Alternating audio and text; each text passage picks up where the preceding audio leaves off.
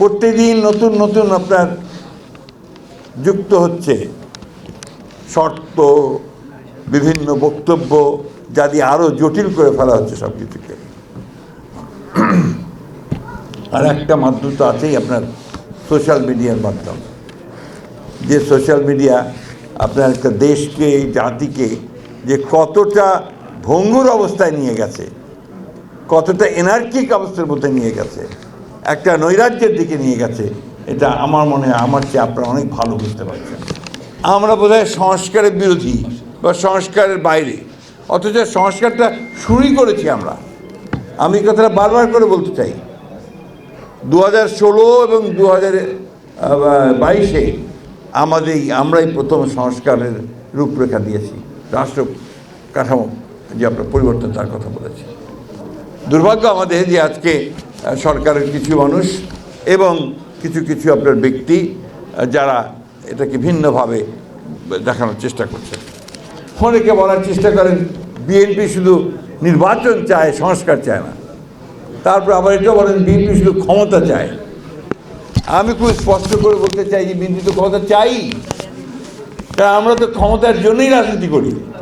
কারণ আমাদের যে গঠনতন্ত্র, আমাদের যে আপনার ঘোষণাপত্র, সবখানে তো পরিষ্কার করে বলাই আছে যে আমরা জনগণের মাধ্যমে, নির্বাচনের মাধ্যমে, জনগণের ভোটে নির্বাচিত হয়ে আমরা সরকারে যেতে চাই এবং আমাদের যে ম্যানিফেস্টো সেগুলোকে আমরা কাজ করতে চাই।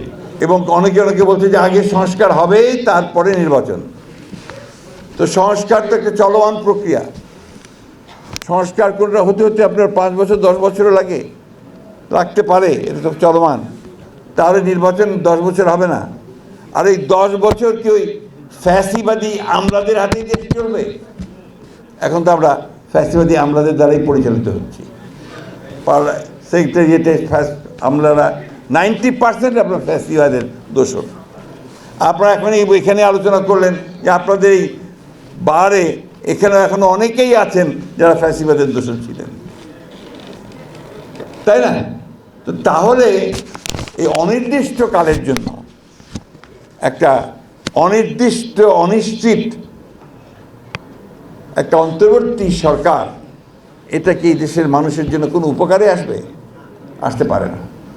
আমাদের কথাগুলোকে অনেক ভুল ভেবে বিচার করার চেষ্টা চালানো হচ্ছে।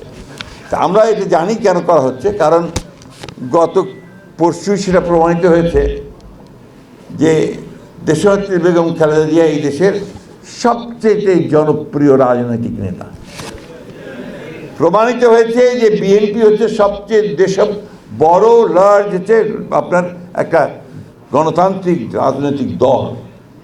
প্রমাণিত হয়েছে যে বিএনপির হাতেই, তারেক রহমান সাহেবের নেতৃত্বেই এই দেশের স্বাধীনতা, সার্বভৌমত্ব, গণতন্ত্র একমাত্র নিরাপদ।